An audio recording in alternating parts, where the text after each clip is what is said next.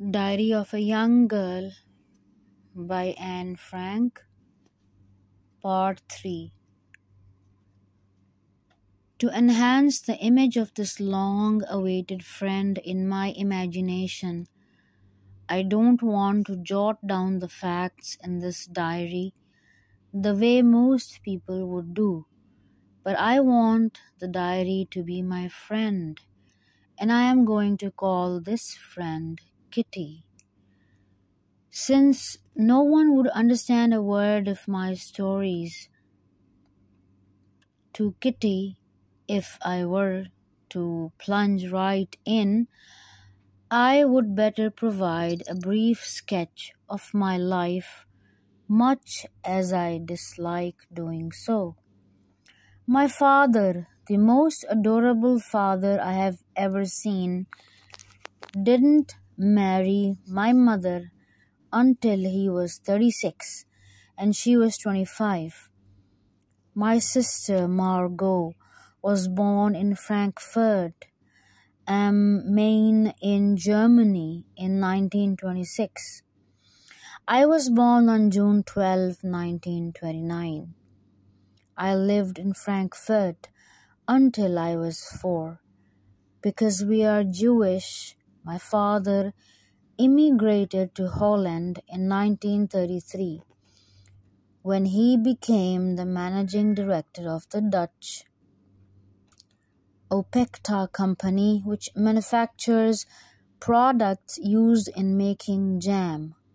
My mother, Edith Hollander Frank, went with him to Holland in September, while Margot and I were sent to Aachen to stay with our grandmother. Margot went to Holland in December, and I followed in February, when I was plunked down on the table as a birthday present for Margot. I started right away at the Montessori nursery school. I stayed there until I was 6, at which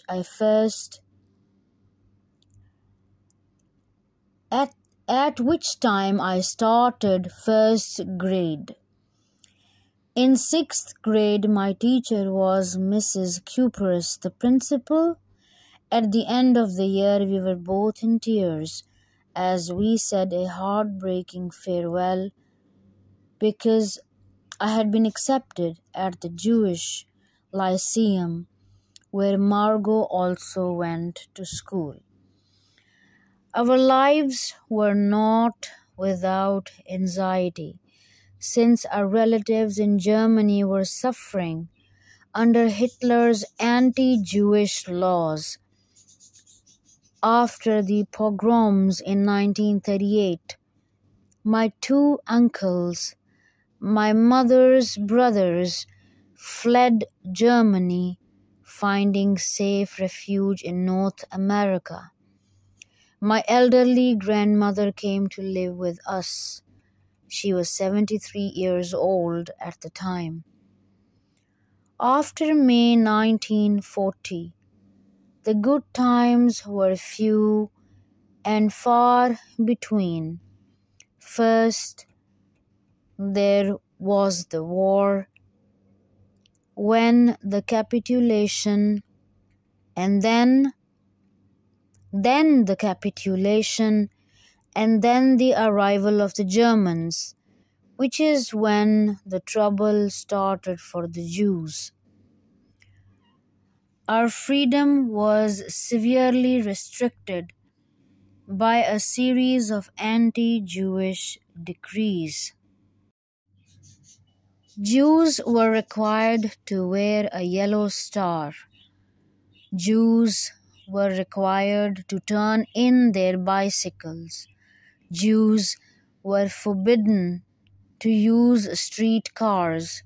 Jews were forbidden to ride in cars, even their own. Jews were required to do their shopping between 3 and 5 p.m. Jews were required to frequent only Jewish owned barber shops and beauty parlors. Jews were forbidden to be out on the streets between 8 p.m. and 6 a.m. Jews were forbidden to attend theaters, movies, or any other forms of entertainment. Jews were forbidden Jews were forbidden to use swimming pools, tennis courts, hockey fields, or any other athletic fields. Jews were forbidden to go rowing. Jews were forbidden to take part in any athletic activity in public.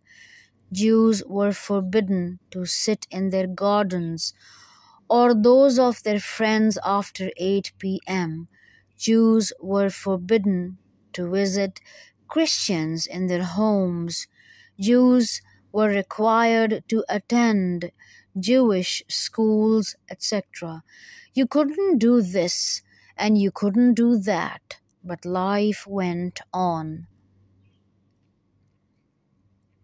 Jackie always said to me, I don't dare do anything anymore 'cause I'm afraid it's not allowed. In the summer of 1941, Grandma got sick and had to have an operation, so my birthday passed with little celebration.